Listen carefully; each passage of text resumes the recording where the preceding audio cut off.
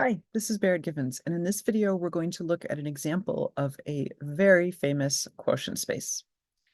I'm going to define my set X to be I cross I. I is the unit interval, so I cross I is a unit square. And I will partition X in the following way. First of all, if X and Y are between 0 and 1, then the points in the partition corresponding to those points will just be single points. Now, if y is either equal to 0 or 1 and x is between 0 and 1, we'll have these partition sets that are just a pair, x comma 0 and x comma 1. And then similarly, if x is 0 or 1 and y is some point between 0 and 1, we'll have another pair.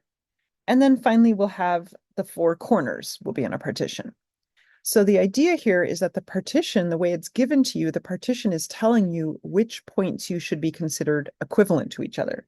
So points of the form x comma 0 and x comma 1 are equivalent to each other. 0 comma y and 1 comma y are equivalent to each other.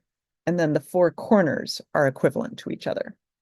And so what does this look like? If I were to draw it with a diagram, I could say, okay, well, here's my x, that's my unit square. And I've drawn on arrows and I've also labeled them with numbers to clarify, especially when you get like a lot of sides, it can be helpful to have numbers to clarify. And so when I say x comma 0 is equivalent to x comma 1, that's saying, well, points of the form x comma 0 are on this horizontal line at the bottom. And those are equivalent to x comma 1, which is this horizontal line at the top. And so this bottom edge is going to get glued to this top edge. And then 0 comma y equivalent to 1 comma y, that means that this left edge is getting glued to the right edge. And the arrows indicate that when you're gluing them, you keep the arrows facing in the same direction. So we wouldn't want to, if we had on one side, if we had the arrow going down and the other side, the other going up, then that would be identifying points kind of crossways, okay?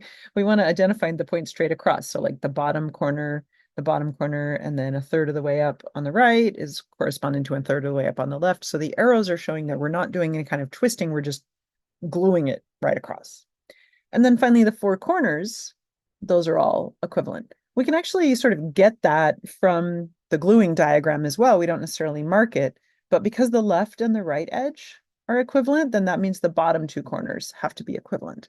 And then because the top and the bottom edge are going to get glued together, that means that the bottom left gets glued to the top left and the bottom right gets glued to the top right. And at that point, then you realize, okay, all four corners have to be glued together.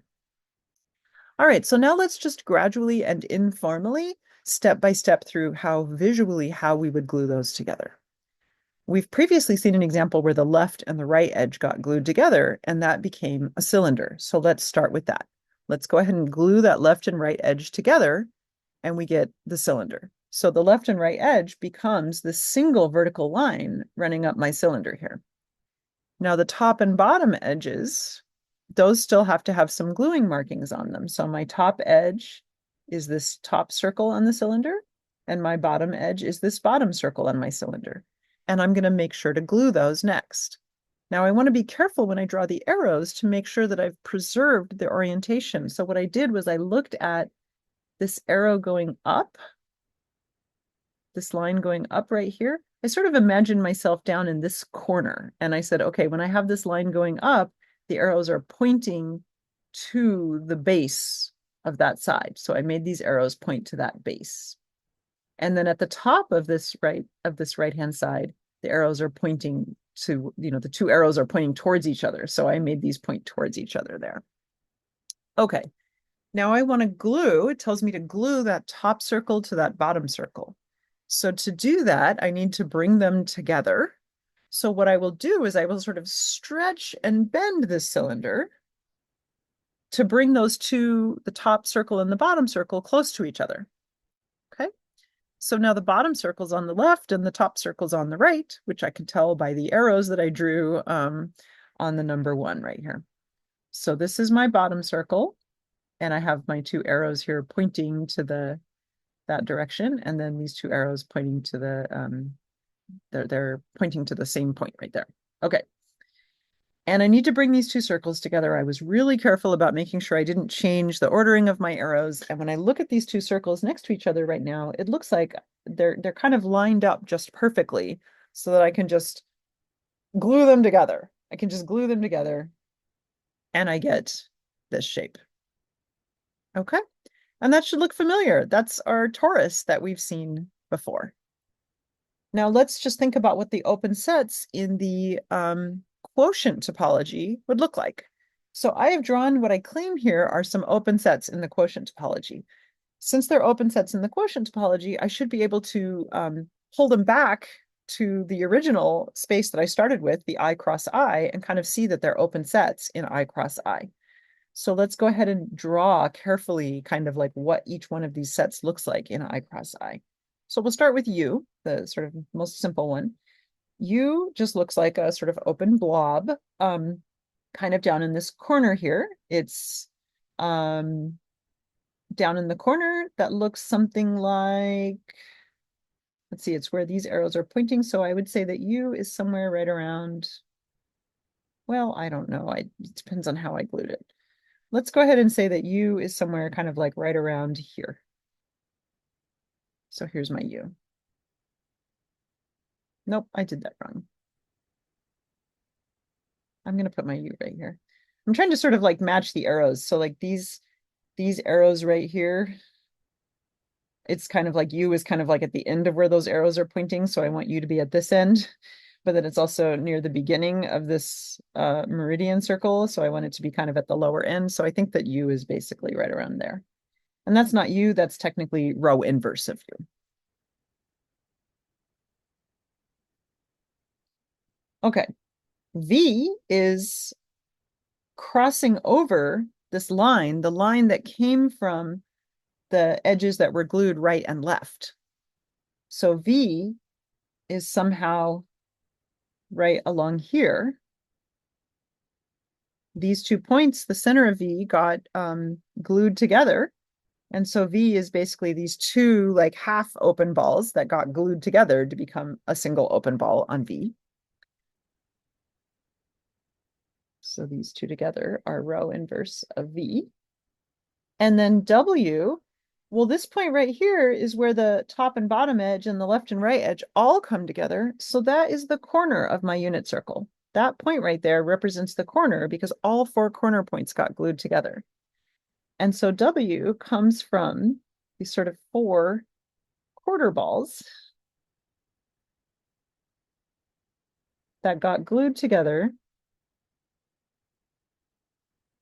That is my row inverse of W.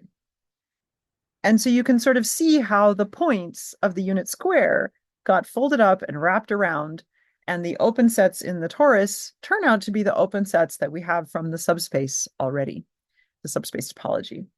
And it's interesting because now we've seen multiple representations of the torus. We've seen the torus as just like the actual 3D donut shape,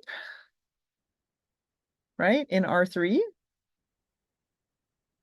We've seen the torus described as a circle crossed with a circle, an S1 cross S1. And now we're seeing the torus as the unit interval crossed with the unit interval with gluing. And so it's 3 completely different ways of thinking about the torus, but they are all equivalent ways of thinking about it. Like they all end up in the same place in the end, but they're sort of more or less convenient ways to think about it. Thinking about it as the I cross I with gluing can be great because it's a lot easier to draw, first of all. I can draw a square much better than I can draw a donut. And as long as you just remember that it sort of has these rules, like if you imagine that you're traveling along the torus, if I'm traveling on this torus, if I were to go, if I were a little spaceship right here and I were traveling along the torus and I went out this way, I would come back in over here and keep going that way. Okay. And if I were to come and go through there, I would come out here and then keep going. So the torus as an I cross I, you can think of it almost like as a screen on a video game where you go out one side of the screen and you come back at the corresponding point on the other side of the screen. And you can think about that as, you know, if you were traveling on here, as you crossed that center line, that would be kind of like going off one side of the screen. So being able to think about the torus in more than one way like this is part of the power of topology. Thank you for listening.